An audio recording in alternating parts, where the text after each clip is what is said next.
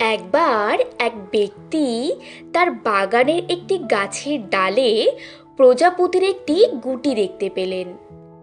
প্রতিদিন তিনি সেখানে বসে দেখতেন কিভাবে গুটিটি ভেঙে প্রজাপতিটি বের হওয়ার চেষ্টা করছে।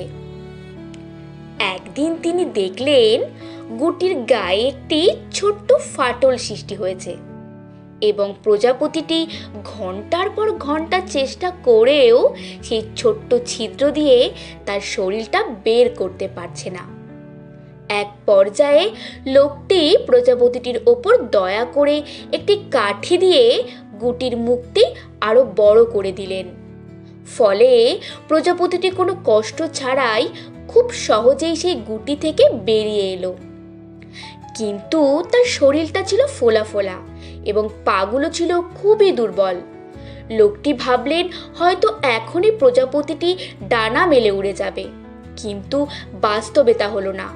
প্রজাপতিটি সারা জীবন কেবল মাটিতেই হামাগুড়ি দিয়ে বেড়ালো, কোনোদিন উঠতে পারল না।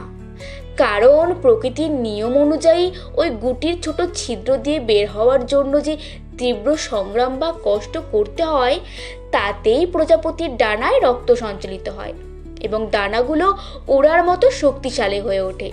সেই ব্যক্তি না বুঝেই তার কৃত্রিম সাহায্য দিয়ে প্রজাপতিটির স্বাভাবিক সংগ্রামের পথটি বন্ধ করে দিয়েছিলেন। বন্ধুরা, আমাদের জীবনেও যখন কোনো কঠিন সমস্যা বা সংগ্রাম আসে, তখন আমরা অনেক সময় হতাশ হয়ে পড়ি।